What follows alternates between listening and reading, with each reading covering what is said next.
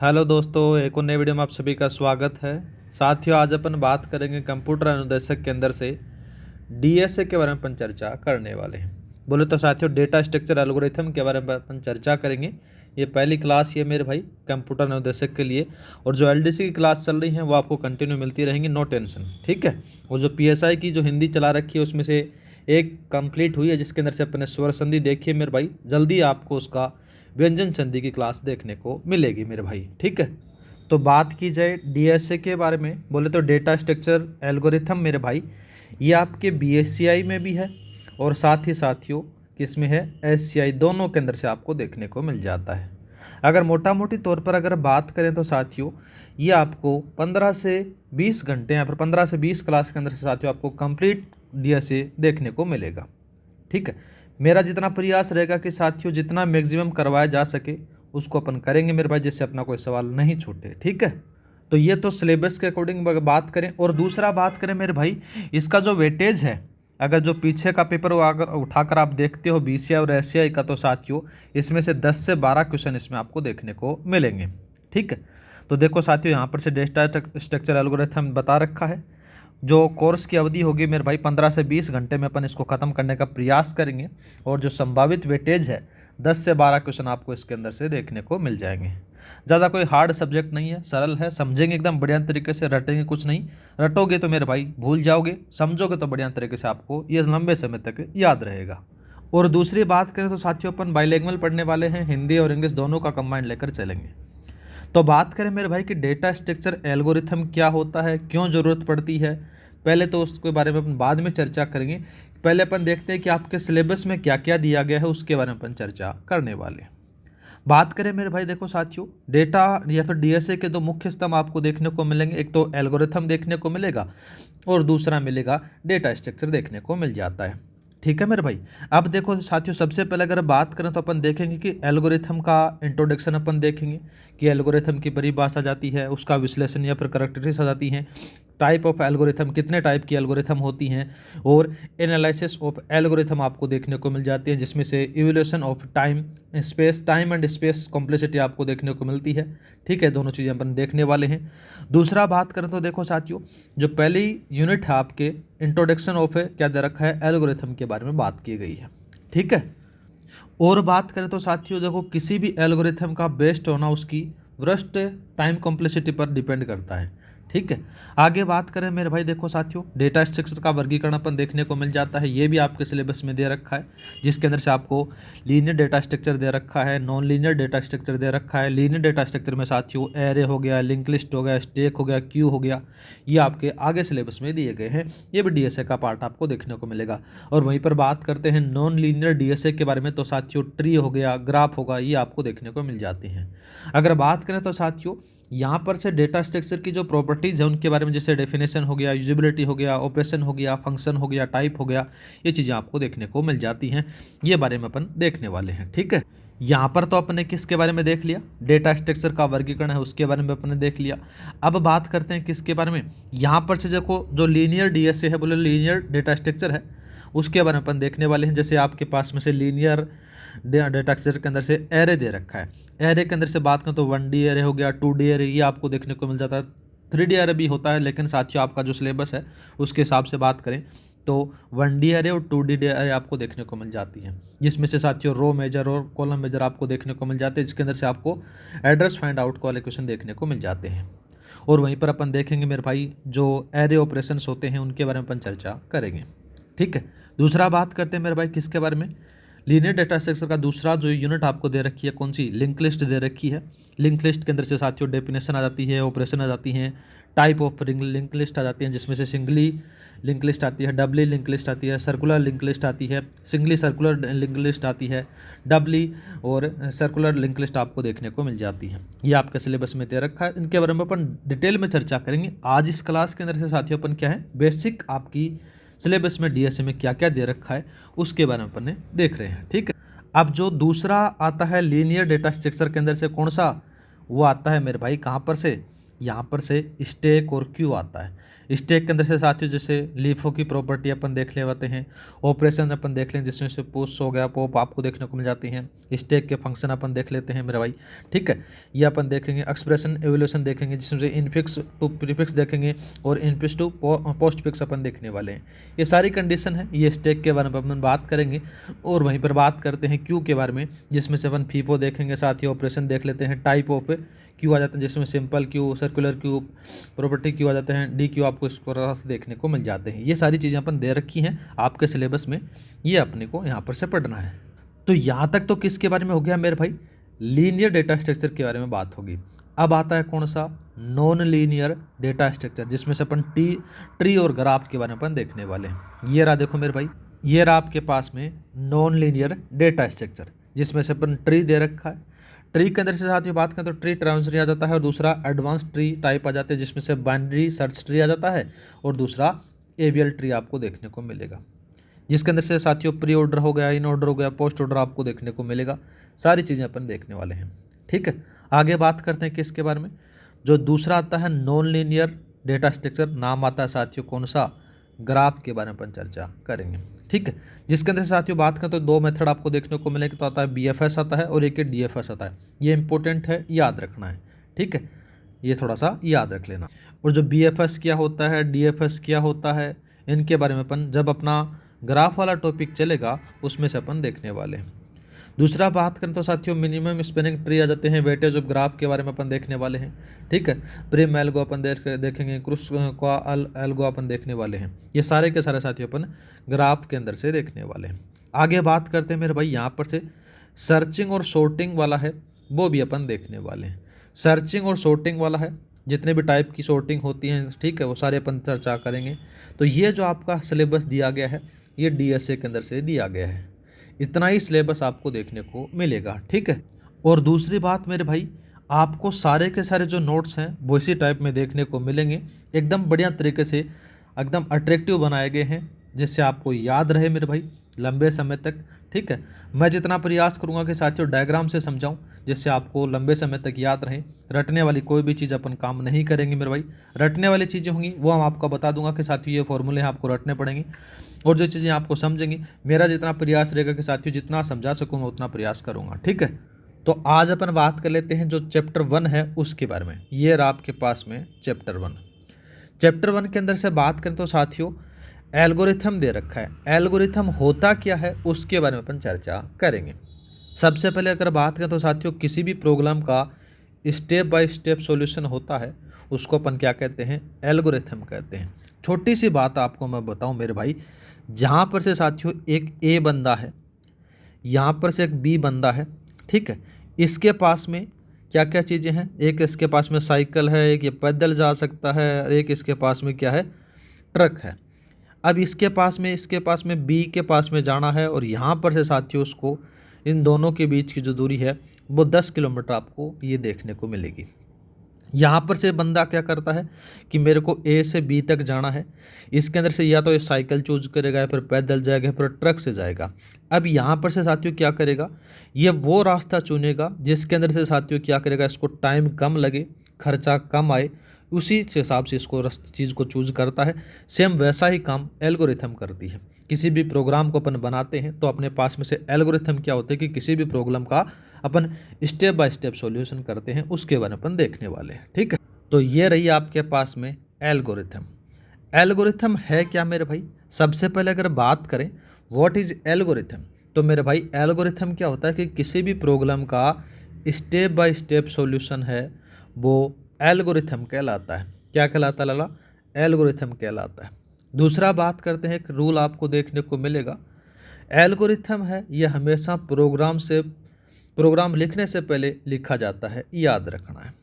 अब एक बात बताना मेरे भाई, सबसे पहले जैसे मैंने A से B तक बताया था, ठीक है, वो वहाँ पर से B पर पहुँचने के बाद में थोड़ी सोचेगा कि भाई मेरे को कैसे जाना है, पहले ही सोचेगा ना। तो वही सेम इसमें से आएगा मेरे भाई कि एल्गोरिथम है वो हमेशा प्रोग्राम लिखने से पहले लिखा जाता है, याद रखना है, ठीक है। और एल्गोरिथम क्या होता है कि किसी भी प्रॉब्लम का स्टेप बाय स्टेप जो सॉल्यूशन होता है उसको अपन एल्गोरिथम कहते हैं, ठीक है। दोनों चीज़ें क्लियर हो चुकी हैं कि एल्गोरिथम कब लिखा जाता है, एल्गोरिथम क्या होता है। ठीक है, दूसरा बात करते हैं एल्गोरिथम इम्पोर्टेंट फैक्ट्स के बारे में अपन चर्चा करते हैं। इससे कभी कभार सवाल बन जाता है। सबसे पहले अगर बात करें तो साथियों एल्गोरिथम के इम्पोर्टेंट फैक्ट आते हैं कि यह डिज़ाइन टाइम पर लिखा जाता है। कब लिखा जाता है? डिज़ाइन के टाइम एल्गोरिथम लिखा जाता है। दूसरा बात करें तो इसे किसी भी लैंग्वेज में लिखा जा सकता है। इसके लिए विशेष प्रोग्रामिंग लैंग्वेज की आवश्यकता नहीं होती है। आप प्रोग्रामिंग कौन सी भाषा में करो, पाइथन में करो, C++ में करो, जावा में करो, वो सब में करो, कोई दिक्कत नहीं है। लेकिन जो एल्गोरिथम होगी वो कोई भी भाषा में अपन लिख सकते हैं। उसके लिए एक प्रोग्रामिंग लैंग्वेज की आवश्यकता नहीं होती है। दूसरा बात करें तो एल्गोरिथम किसी भी हार्डवेयर पर डिपेंड नहीं होता है, ये भी याद रखना है। ठीक है, दूसरा बात करते हैं तो एल्गोरिथम है वो किसी भी सॉफ्टवेयर पर डिपेंड नहीं होता है। मतलब ये चीज़ आ जाती है मेरे भाई कि डिज़ाइन टाइम तो एल्गोरिथम लिखा जाएगा, और एल्गोरिथम है इसको किसी भी भाषा में लिखा जा सकता है। इसके लिए कोई भी विशेष प्रकार की प्रोग्रामिंग की आवश्यकता नहीं होती है। एल्गोरिथम होता है ये न तो हार्डवेयर पर डिपेंड रहेगा और न ही ये सॉफ्टवेयर पर डिपेंड रहता है। एल्गोरिथम क्या होते हैं मेरे भाई कि किसी भी जो प्रॉब्लम होती है उस प्रॉब्लम का अपन स्टेप बाय स्टेप जो सॉल्यूशन होता है उसको अपन एल्गोरिथम कहते हैं। एल्गोरिथम होती है वो प्रोग्राम से पहले लिखी जाती है। इतनी ही बात आपको यहाँ पर से याद रखनी है। इतनी चीज़ यहाँ आपने देख ली। अब बात करते हैं किसके बारे में? एलिमेंट्स ऑफ एल्गोरिथम के बारे में। एलिमेंट्स ऑफ एल्गोरिथम के बारे में अगर बात करें तो देखो मेरे भाई, सबसे पहले आपको देखने को मिलेगा सीक्वेंस एलिमेंट देखने को मिलेगा। दूसरा आपको देखने को मिल जाता है कौन सा? दूसरा आपको देखने को मिलेगा डिसीजन मेकिंग वाला जाता है, इफ एल्स वाली कंडीशन के अंदर से ये सारी चीज़ें अपन देखेंगे मेरे भाई। दूसरा आ जाता है कंट्रोल स्टेटमेंट आ जाता है, ठीक है, जिसमें से लूपिंग वाला अपन देखने को मिलेगा। अब बात करते हैं कि मेरे भाई टाइप ऑफ एल्गोरिथम कितनी होती हैं, उनके बारे में अपन चर्चा करेंगे। पहला बात करते हैं ब्रूट फोर्स एल्गोरिथम आती है। दूसरा बात करते हैं, दूसरा आपको देखने को मिलेगा मेरे भाई डिवाइड कॉन्कर एल्गोर आती है। यही आपको क्या है मेरे भाई, ये दोनों चीज़ें ही पढ़नी है। BCI वालों के संदर्भ में अगर बात करें तो ये साथियों BCI में दी गई है। दूसरा बात करते हैं ग्रेडी एल्गो, डायनेमिक प्रोग्रामिंग आ जाता है, बैक ट्रैकिंग एल्गो आ जाती है, ब्रांच बाउंड आ जाती है और रिवर्स एल्गो आपको देखने को मिल जाती है। ये साथियों इम्पोर्टेंट है किसके लिए? जो SCI वाले हैं उनके लिए आपको देखने को मिल जाती हैं। अगर बात करें मेरे भाई यहाँ पर से BCI वालों के लिए ये आपको देखने को मिलती है। और बात करें तो साथियों ब्रूट फोर्स एल्गोरिथम है, ये स्ट्रिंग फॉरवर्ड पर काम करती है। थोड़ा सा याद रख लेना, इसके बारे में अपन चर्चा कर लेंगे आगे डिटेल में। ठीक है, अभी तो आपको ये टाइप याद रखनी है कि कौन कौन से हैं। आपका जो सिलेबस है उसके अंदर से बात करें तो दो ऊपर वाली दो ही आपको याद रखनी है। ठीक है, ऐसे वालों को साथियों यहाँ पर से नीचे देखने को मिल जाती है। अब बात करते हैं साथियों कैरेक्टरिस्टिक्स ऑफ एल्गोरिथम के बारे में अपन चर्चा करते हैं। कौन कौन सी होती है कैरेक्टरिस्टिक्स एल्गोरिथम, उनके एल्गोरिथम के बारे में अपन बात करेंगे। तो सबसे पहले अगर बात करें ना लाला तो आता है इनपुट के बारे में। तो देखो साथियों मिनिमम इनपुट होता है किसी भी एल्गोरिथम के लिए 0 हो सकता है। क्या हो सकता है? 0 हो सकता है। इसको इम्पोर्टेंट लगा लेना। ठीक है, दूसरा बात करते हैं कि किसी भी एल्गोरिथम के लिए मैक्सिमम इनपुट है वो n हो सकता है। ये भी याद रखना, कम से कम 0 और अधिकतम n आपको देखने को मिलेंगे। दूसरा बात करते हैं साथियों, दूसरा आपको देखने को मिलेगा आउटपुट। तो साथियों किसी भी एल्गोरिथम के लिए आउटपुट हमेशा मिनिमम 1 हो सकता है और मैक्सिमम n हो सकते हैं। ये थोड़ा सा याद रखना। दूसरा बात करते हैं फाइनाइटनेस, सीमितता के बारे में हम बात करते हैं। तो साथियों सीमितता के अंदर से अगर बात करें तो साथियों की नंबर ऑफ स्टेप्स हैं वो फाइनाइट होने चाहिए। मतलब कि कोई भी आप एल्गोरिथम करो या फिर कोई भी आप एल्गोरिथम लिखो तो उसकी जो फाइनाइटनेस है वो क्या होती है, जो जितने भी स्टेप हैं वो फाइनाइट होनी चाहिए। मतलब कि साथियों आप उसको काउंट कर सको, मेन चीज़ ये आ जाती है। ऐसे नहीं कि साथियों आपने इतनी एल्गोरिथम लिख दी उसको आप काउंट ही नहीं कर सकते तो वो यूजलेस होती है, कोई काम नहीं आती है। तीनों चारों ये कैरेक्टरिस्टिक्स आपको याद हो चुकी होंगी। 3 हो गई। चौथी बात करते हैं। चौथी आपने क्या लिखी? इसकी विशेषता ये होती है मेरे भाई कि जो भी आपने एल्गोरिथम लिखी वो क्या होनी चाहिए मेरे भाई? इफेक्टिवनेस होनी चाहिए। मतलब कि साथियों क्या होनी चाहिए? प्रभावशीलता होनी चाहिए। इसके अंदर से साथियों क्या अंदर से होता है कि मेरे भाई इसमें बात करें तो जो भी आपने एल्गोरिथम लिखी उसका आपको रिजल्ट आना चाहिए। ठीक है। मतलब कि साथियों आपको क्या करना है, यहाँ पर से एक छोटा सा एग्जाम्पल बताता हूँ। मतलब कि यहाँ पर से मैंने a+b किया तो मेरे पास में से क्या आया मेरे भाई, इसके बराबर c रिजल्ट आया। यही परिणाम मैं चाहता हूँ तो मेरे को यही रिजल्ट मिलना चाहिए। ये होता है इफेक्टिवनेस। दूसरा बात करते हैं मेरे भाई डेफिनेशंस के बारे में। डेफिनेशन क्या आता है, निश्चितता जिसको कहते हैं कि एल्गो को लिखने के लिए केवल साथियों जो आवश्यक स्टेप होती हैं उनको ही काम में लेना चाहिए। अब जैसे एक छोटा सा एग्जाम्पल दे रखा है मेरे भाई, ए और बी दोनों को जोड़ना है मेरे भाई, सी के बराबर प्राप्त करना है, और बाद में आपने ये भी लिख दिया, दोनों से गुणा भी कर दिया और इसमें घटा भी दिया। ये कोई काम की नहीं है, तो मेरे भाई इसको आप मत लिखो। मतलब कि ये कहा गया है कि साथियों एल्गोरिथम लिखने के लिए केवल जो आवश्यक स्टेप्स हैं उनको ही फॉलो करना चाहिए। ठीक है। मतलब कि आपने पांचों चीज़ें याद रख ली। मतलब कि क्या हुआ मेरे भाई, सबसे पहले मैं बता देता हूँ कि कैरेक्टरिस्टिक्स ऑफ एल्गोरिथम के बारे में अगर बात होती है कि इनपुट होगा वो मिनिमम 0 हो सकता है, मैक्सिमम n हो सकता है किसी भी एल्गोरिथम का। आउटपुट हमेशा 1 होगा, मैक्सिमम n हो सकते हैं। दूसरा बात करते हैं साथियों, नंबर ऑफ फाइनाइट स्टेप्स हैं वो फाइनाइट होनी चाहिए, इन्फिनिट नहीं होनी चाहिए। ठीक है मेरे भाई। दूसरा बात करते हैं प्रभावशीलता, तो हर एल्गो आउटपुट को अंदर से क्या होता है मेरे भाई, सटीक परिणाम होना चाहिए, और जो अनावश्यक स्टेप्स हैं उनको आपको यूज नहीं लेना है। ये सारी चीज़ें आपको याद रखनी है। आगे बात करते हैं मेरे भाई एनालिसिस ऑफ एल्गोरिथम के बारे में अपन चर्चा करते हैं। विश्लेषण की आवश्यकता के अंदर से अगर बात करें तो साथियों एक प्रॉब्लम के सॉल्यूशन के लिए अलग अलग मेथड को यूज करते हुए एल्गोरिथम को लिखा जा सकता है। अब छोटा सा बात बताता हूँ मेरे भाई, ठीक है। यहाँ पर से एक प्रॉब्लम है मेरे भाई, जैसे प्रॉब्लम ए है और इस बंदे को पहुँचना है यहाँ पर से, रास्ते 3 जा रहे हैं, एक रास्ता इधर से जा रहा है, इस एक मेथड से ये जा रहा है, एक इस मेथड से जा रहा है, तीनों मेथड से जा रहे हैं। लेकिन साथियों आपको उसमें से सटीक रास्ता चूज करना जिसके अंदर से यहाँ पर से पहुँच सके, समय कम लगे, पहली बात खर्चा कम लगे, वो रास्ता अपनाना है। उसी को चीज़ों को अपने क्या कहते हैं मेरे भाई, एनालिसिस ऑफ एल्गोरिथम कहा जाता है। इसमें कहा गया कि उन सभी एल्गोरिथम को इवेलुएट करने के लिए उनका एनालिसिस किया जाता है ताकि साथियों बेस्ट एल्गोरिथम को चुना जा सके। ठीक है। आगे बात करते हैं, आगे आपको देखने को मिलेगा फैक्टर ऑफ एल्गोरिथम एनालिसिस के बारे में। तो जो मेन फैक्टर होता है वो कौन कौन सा होता है, एक तो आता है टाइम का, एक स्पेस का, याद रखना। दूसरा आता है पावर कंज्यूमेशन का आता है, नेटवर्क कंज्यूमेशन का आता है, और सीपीयू रजिस्टर। इनका कोई एनालाइज जरूरी नहीं होता मेरे भाई। आज के ज़माने में देखो सीधी सी बात अगर बात करें तो आप अगर मोबाइल ख़रीदने जाते हो वहाँ पर आप क्या करते हो मेरे भाई, आप वो ही मोबाइल ख़रीदते हो जिस पर आपने क्लिक करते ही आपकी फ़ाइल खुल जाती है। ऐसा नहीं कि उसके अंदर से स्पेस ठीक है, नेटवर्किंग कैपेबिलिटी दे रहा है, लेकिन आपने जिसके ऊपर क्लिक किया वो 4 दिन बाद में खुल रहा है, उसका कोई मोल नहीं होता है। ऐसी चीज़ आप नहीं खरीदना पसंद करोगे ना। तो इसी सीधी सी बात आ जाती है मेरे भाई कि एल्गोरिथम के लिए साथियों कौन कौन से कारक आवश्यक होते हैं, जिसमें से तो टाइम के अनुसार आपने क्लिक किया आपका काम हो जाना चाहिए। आज के समय में सबसे ज़्यादा यही देखा जाता है। स्पेस वाला भी साथियों हर चीज़ में मिल जाता है, लेकिन मैन रूप से अगर बात करें तो यही आपको देखने को मिलता है। ठीक है।